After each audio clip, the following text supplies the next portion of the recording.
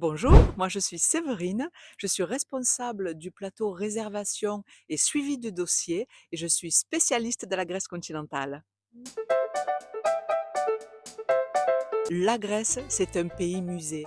On ne peut pas parler de ce pays sans évoquer la mythologie. Préparez-vous à être bercé par des récits légendaires. Les incontournables, il y en a pléthore. On peut parler tout d'abord d'Athènes et de l'Acropole, mais aussi de la ville de Thessalonique, la ville aux mille visages, mais encore du Péloponnèse, mais encore des météores. Et il y en a.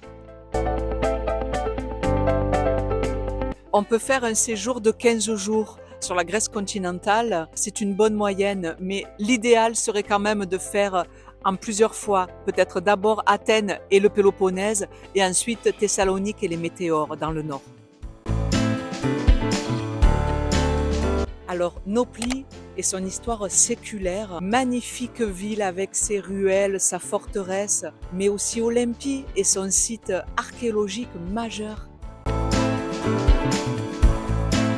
La gastronomie grecque est connue pour utiliser des produits frais et sains, tels que le poisson grillé, les herbes aromatiques, l'huile d'olive. Je vous conseille de goûter aux délicieuses feuilles de vigne, au tzatziki, au tarama, mais aussi au souvlaki et à la moussaka. Il y en a beaucoup. Autant sur Athènes, le métro est très bien développé, autant dans des petits villages du Péloponnèse ou du nord de la Grèce, ça va être plus difficile pour se déplacer, donc je conseille la voiture. Mais sinon, beaucoup de liaisons se font par bateau au départ du Pirée.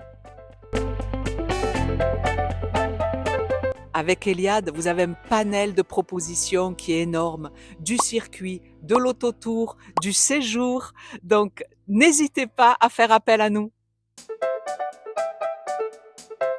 Pour y aller, je vous conseille mars jusqu'à octobre, mais n'hésitez pas à faire des courts séjours sur Athènes sur la période de Noël, car la ville est très richement décorée.